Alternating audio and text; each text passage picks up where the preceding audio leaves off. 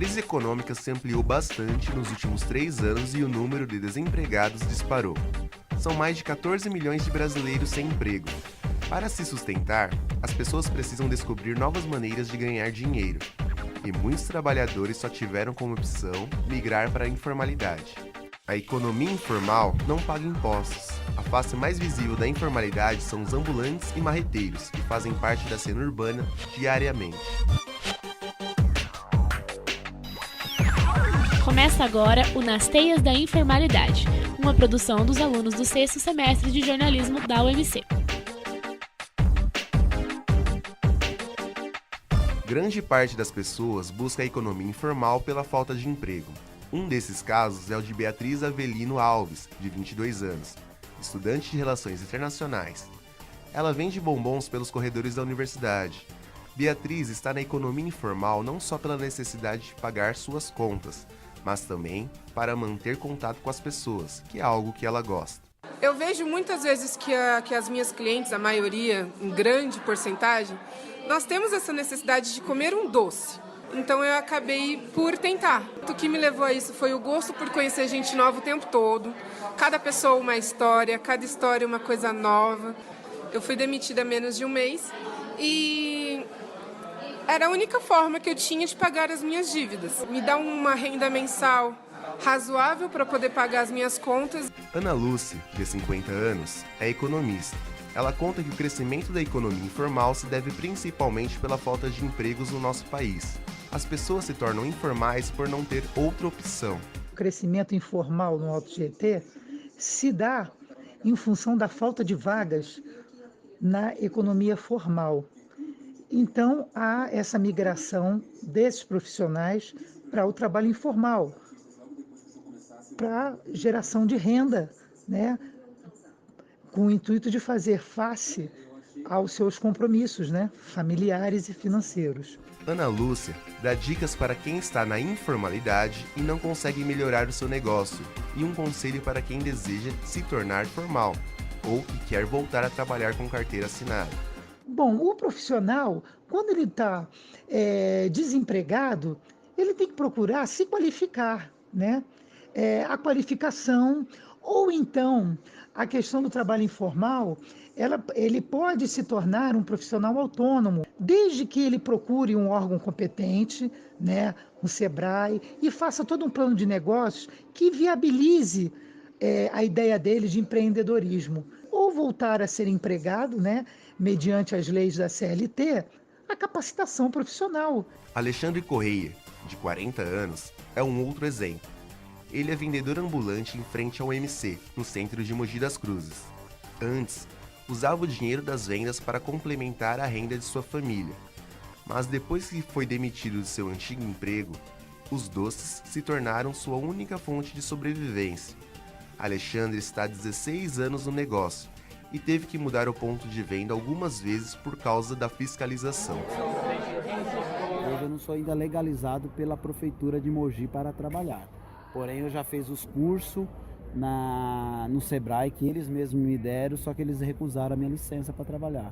Depois disso, eu venho sofrendo por perca, né? Porque a fiscalização vem e pega a minha mercadoria. Até hoje eu não consigo entender. Eles falam que tem uma lei em Mogi que, a partir de 2010, se não me engano, 2009, 2010, eles negaram todas as licenças.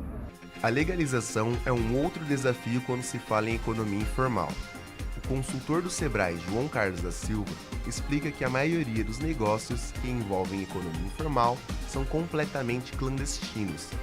Por isso, é necessário pensar em formas de regulamentar a atividade. Formalizar qualquer coisa que seja, antes de mais nada, você tem que bater nas portas do governo do município, ou seja, tem que procurar a prefeitura e perguntar se aquela atividade é permitida naquela região. Eu posso ter uma licença para realizar comércio ambulante em determinado município. Então, o meu limite de atuação corresponde exatamente aos limites territoriais do município. Mogi das Cruzes é a 16ª cidade do estado com mais micro e pequenas empresas, de acordo com o Instituto Brasileiro de Planejamento e Tributação. João Carlos dá informações de como um vendedor informal pode se tornar um microempreendedor individual, formalizando seu negócio. A formalização ela se dá exclusivamente pela internet, exclusivamente pelo portal do empreendedor.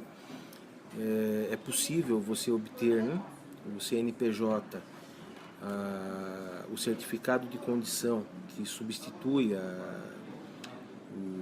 o requerimento de inscrição do empresário individual, né?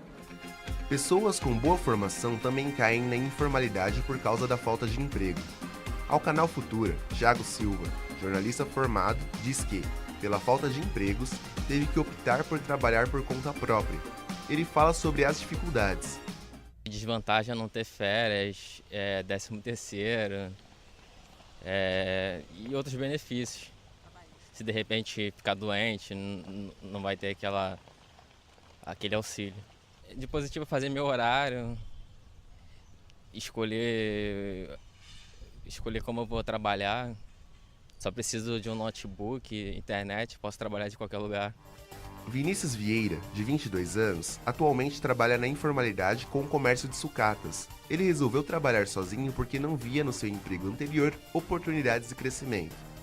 Esse ramo foi uma oportunidade que eu tive com um amigo meu que já trabalhava nessa área, e a gente resolveu abrir uma sociedade e começamos a trabalhar juntos, só que acabou não dando certo a sociedade e acabei ficando sozinho. Tem várias dificuldades, né? Você ficar doente, essas coisas, você tem que trabalhar do mesmo jeito, porque vai depender de você e não dos funcionários para resolver as coisas. A grande vantagem do trabalho informal é a vontade aliada à oportunidade. Não há necessidade de ter permissão de ninguém. O negócio é se virar para conseguir as coisas, e ninguém faz isso melhor que o brasileiro.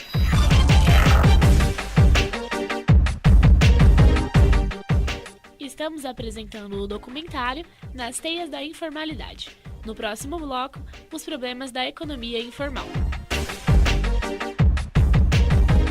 Voltamos a apresentar o documentário Nas Teias da Informalidade. Em meio à crise, existem casos nos quais a escolha de carreira também pode influenciar no trabalho informal. Para não ficar longe da sua área, a jornalista Graziele Ramos, de 22 anos, atua como freelancer home office. Acredito que eu me inclua dentro dessa economia informal porque eu não tenho registro em carteira, né? Eu até arranjei um trabalho fixo, que era fora da área, para eu ter uma renda todo mês certinha, mas eu continuei fazendo esse trabalho de freelancer para não me distanciar da área. Porém, não deu para conciliar e eu preferi ficar com o home office. Mas não é uma coisa assim que dá para você esbanjar, que dá para você gastar à toa. Nem sempre querer é poder. A informalidade também impõe riscos. É necessário um pouco de sorte para que tudo dê certo. Um exemplo é Daniela Souza, de 22 anos. Ela tem uma loja de roupas num grupo do Facebook, mas sente a pressão da falta de empregos, além de ter sofrido em seu último serviço por não receber direito. Comecei há uns 4 meses atrás, minha mãe e meu irmão me apoiando na ideia e assim foi fluindo naturalmente. Foi um meio de conseguir um dinheiro extra. E ser revendedora foi uma opção que no momento me favoreceu. Bom, dificuldades, posso falar que eu não tenho nenhuma. É claro que lidar com o público, de certa forma, requer paciência, tolerância. Quando o desemprego bate a porta, muita gente corre atrás de uma renda alternativa. Por isso, o uso de uma habilidade aprendida é sempre útil. Karina Soares, de 28 anos, começou a vender brindes e presentes personalizados há 8 meses. Ela aprendeu as técnicas para ter uma renda extra, mas há 6 meses está desempregada, fazendo que seus produtos sejam sua única renda.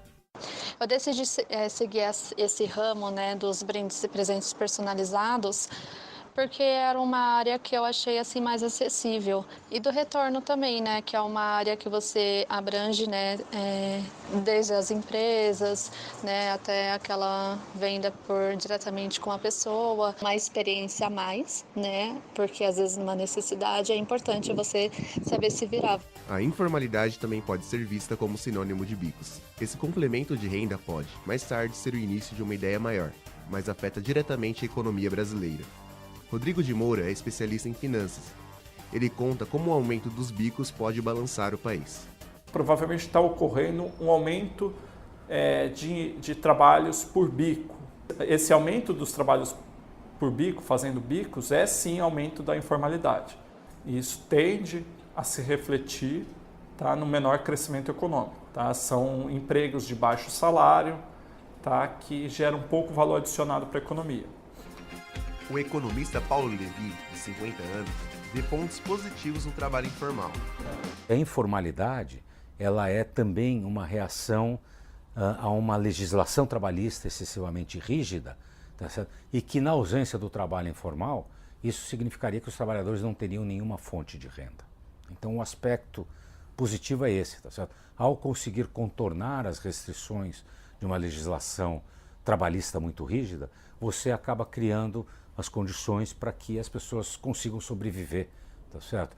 Através de trabalhos informais. Outro exemplo é Alcione Guimarães, de 40 anos. Ela resolveu se desligar da empresa em que trabalhava por motivos pessoais e, para não ficar parada em casa, começou a fazer o que ela sabia e gostava na época: unhas. Ela chegou a abrir uma empresa e ter CNPJ, mas optou por desativá-la.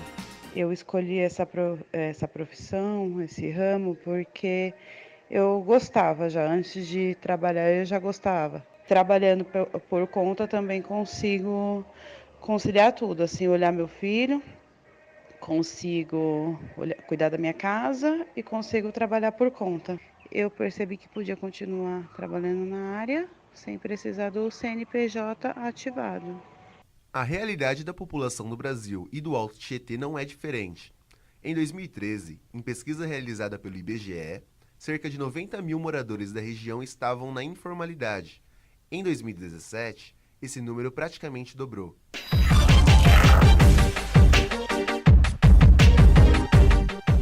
Estamos apresentando Nas Teias da Informalidade.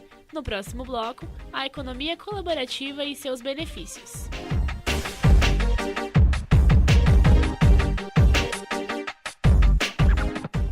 Voltamos a apresentar o documentário Nas Teias da Informalidade.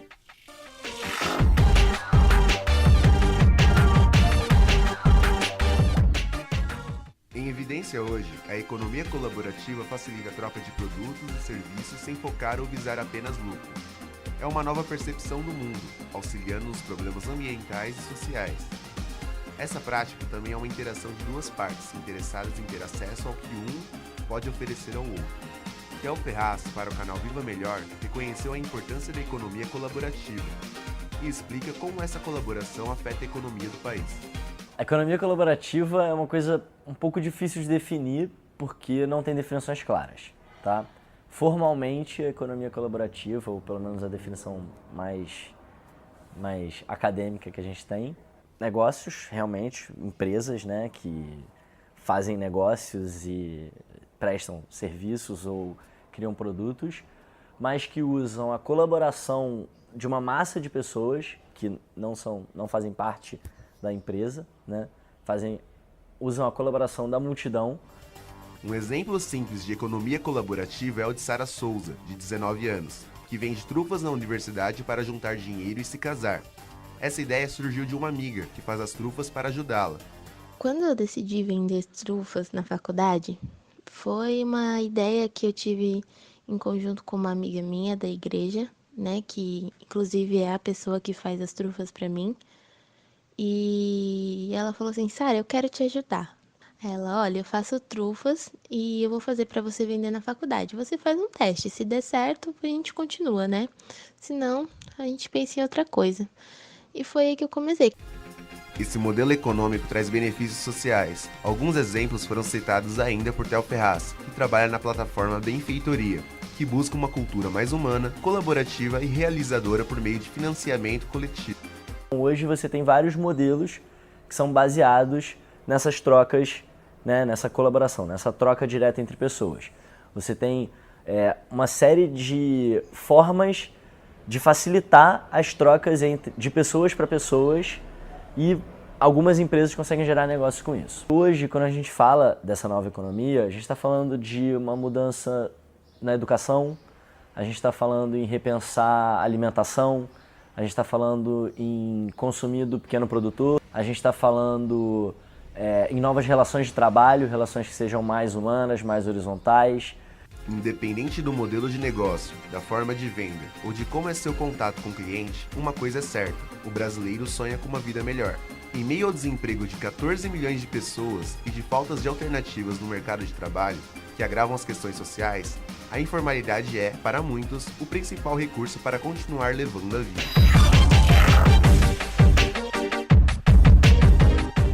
Você acabou de ouvir o documentário Nas Teias da Informalidade, produção dos alunos do 6º semestre de jornalismo da Universidade de Mogi das Cruzes. Locução: Larissa Martins e Lucas Oliveira. Roteiro: Adriele Bellarmina. Produção: Adriele Bellarmina, Fernanda Guimarães, Gabriele Silva, Uli Moraes e Larissa Martins.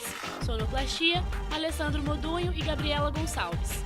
Coordenação editorial: Lucas Oliveira. Orientação: Wagner Belmonte. Gravado nos estúdios de rádio da UMC em novembro de 2017.